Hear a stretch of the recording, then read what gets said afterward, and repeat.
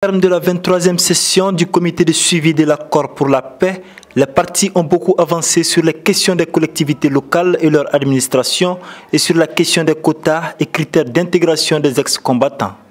Elles se sont même dotées d'un chronogramme pour la mise en œuvre de certains points prioritaires dans la période allant du 20 janvier à la mi-mars. Si je dois m'exprimer sur les résultats de cette session, je dirais qu'ils sont tout à fait satisfaisants. Les partis se sont engagés à aller encore plus loin dans la concrétisation des objectifs inscrits dans l'organigramme retenu, le chronogramme retenu. Naturellement, elles ont toute la confiance du CSA. Cette 23e session a enregistré la participation du Centre américain Carter en tant qu'observateur indépendant.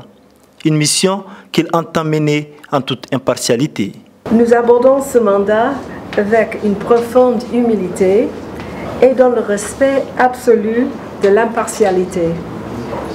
Si la paix doit progresser au Mali, ce sera à cause des actions entreprises par le peuple malien au profit de tous ses citoyens. La présence du Centre Carter est appréciée par les partis qui perçoivent son rôle comme un arbitrage. Cet observateur indépendant que nous avons toujours crié, nous avons toujours demandé, est enfin là. Donc, ça va permettre aux partis de mettre du sérieux dans les engagements qu'ils vont prendre et de mettre dans le sérieux de leur exécution.